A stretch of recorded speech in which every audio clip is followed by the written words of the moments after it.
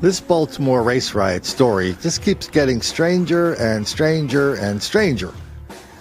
So a couple nights ago, Saturday night, 6 nights ago, Saturday night, at starting around 6:37, according to the local news that night, 100 teenagers went to the Jewel of Baltimore, the Inner Harbor, and, they had a little argy-bargy. Maybe there's a few misunderstandings, but it wasn't that big of a deal. And at the end of the night, the cops just shushed the kids home, and all is well. Back to you in the studio, Jane. So I got out of bed to do that story, and I said, listen, no, that's not what happened. And I told people what really happened based on what cops in Baltimore were telling me. A lot more than 100 people, a lot of violence, a lot of attacks on cops, a lot of attacks on white people, a lot of looting in the stores, attacking people coming out of the stores. 8 of the fellas and their lovely ladies beat the crap out of a lady coming out of Sullivan's. So that was Saturday night. But I think that we left it by saying, boy, I can't wait till the Baltimore Sun does something on this. I wonder what they're going to be up to. Look in the paper Sunday, nothing. Look in the paper Monday, nothing. This is a major daily newspaper. You know, these stories are legend in the newspaper business, and they told me the story when I was working in Colorado Springs. Because I had just arrived in Colorado Springs, I wanted to get to know the town. I said, hey, if you need somebody to work the cops on weekends, I'll do it. Saturday. Could they just give you a scanner? And you just, basically sit around, listen to the scanner, and drive your car to wherever the action is. So they go, listen, keep your scanner on. We don't care what, we know, you might not be doing this or that, but you have to keep your scanner on.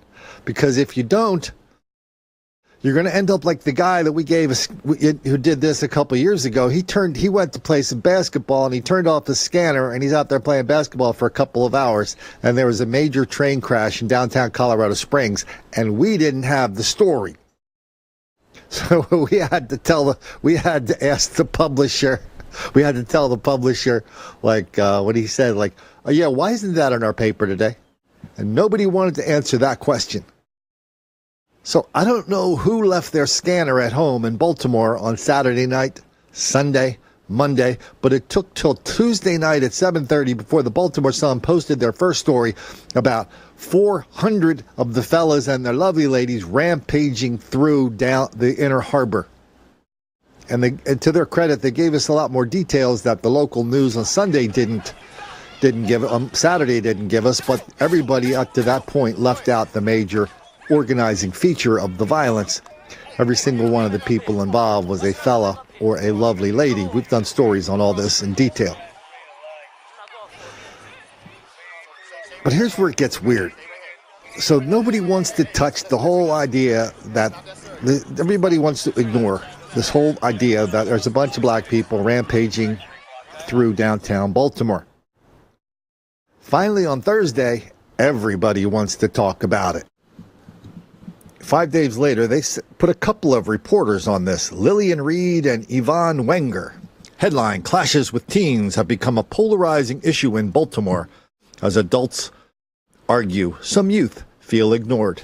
And they go through the whole thing, blah, blah, blah, blah, blah, public behavior, juveniles charged with crimes, a persistent problem. To their credit, they talked about all the other recent examples that we've covered, each and every one of them, of large-scale black mob violence in Baltimore, in the Inner Harbor, in the malls, here, there, everywhere. Recent stories.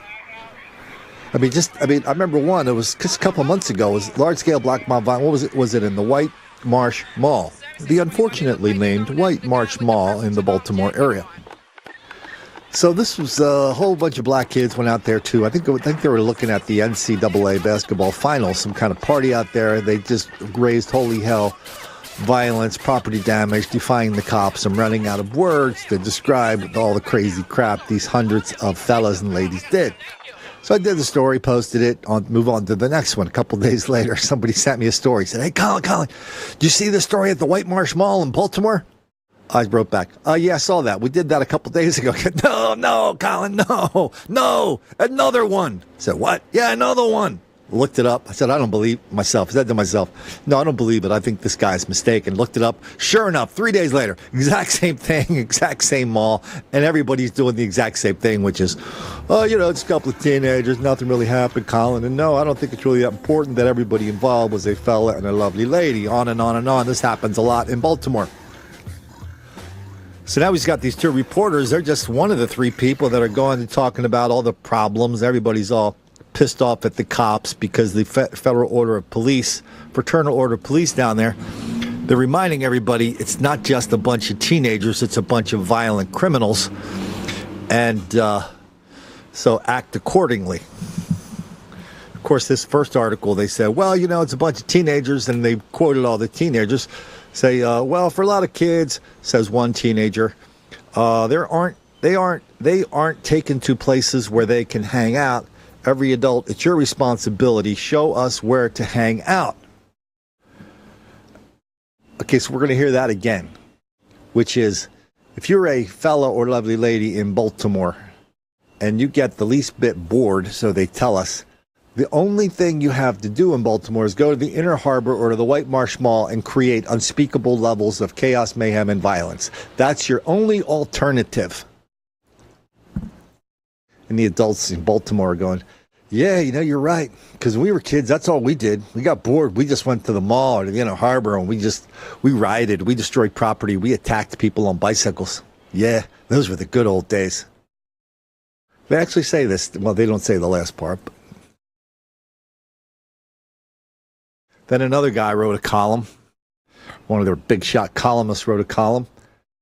And he went through the same thing. He went through the history of it. He went through the fellas and lovely ladies. He actually mentioned there were black people involved in this. But then at the last part of his column, he kind of got into it by reminding everybody that, he's got the magic bullet on this thing. And the magic bullet is, we've got to do some counter messaging. So he wants to have a whole bunch of TV commercials and radio commercials where they'll remind the fellas and lovely ladies they can do other stuff besides destroying property, attacking cops, attacking people, beating up people on bicycles, and breaking the bones in the face of a lady coming out of Sullivan's restaurant and stuff like that. That's his magic bullet. And the Baltimore editorial page, of course, they roll in on, I don't know when they did this, Friday or Saturday. Headline, 2 sides to Saturday's Inner Harbor incident and a path forward.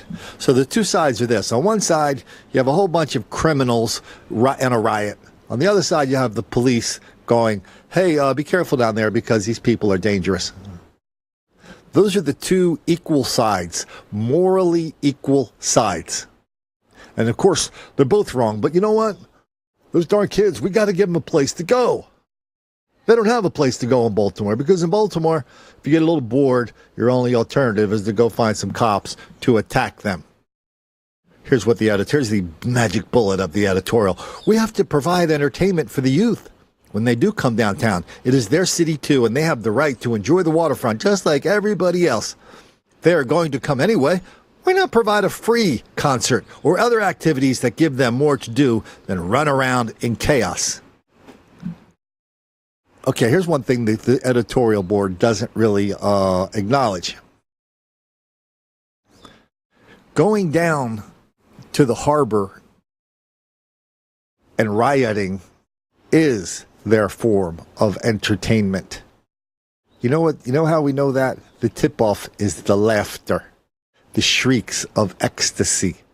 Everybody's having fun. I'm sorry to be the one to point this out to the people at the editorial board, something they should have figured out on their own. They're having fun.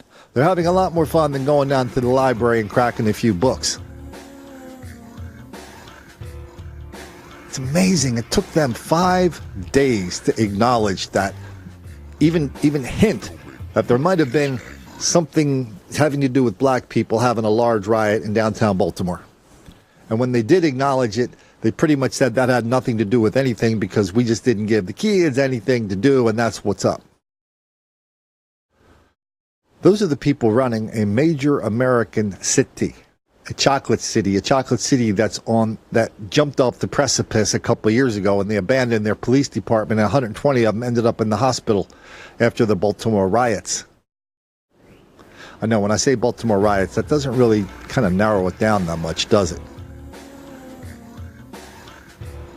And the only thing they have to say is more, more, more. Meanwhile, the city is falling apart because of their inability to keep even a minimal level of order in their town. Big headline saying the Baltimore Symphony is going under. They're canceling concerts. Does anybody remember 2 years ago during the Baltimore riots? One of the guest conductors, she's from Argentina, but she comes up and she's a visiting guest conductor. She comes up and spends a few months a year, 6 months a year in Baltimore. And under her tutelage, they were going around giving concerts in the inner city. So they put a microphone in her face and they said, "Hey, what's up with these riots?" She goes, "Oh yeah. I agree with the rioters. We're not listening to the kids. They're really, really oppressed, and I agree with the rioters." This is the person, the conductor of the Baltimore Symphony. 2 years later, nobody wants to go to the symphony anymore for a million different reasons. 99% having to do with getting into a car and going to a place that's just unbelievably unsafe. But what's it? I mean, how can you feel attached to a place when the people who run the symphony, they're not on the side of the guests who are under threat. They're on the side of the people doing the threatening, doing the damage, doing the murdering. Yeah, including people who have performed with the symphony. Murder. And all they have to say is, well, let's just keep trying what we're doing to get us here, except the only answer is we didn't do enough of it. So let's get some more midnight basketball. Let's get some more free stuff. Let's blame some more white people on this. Whatever we do, we just can't make those black kids angry.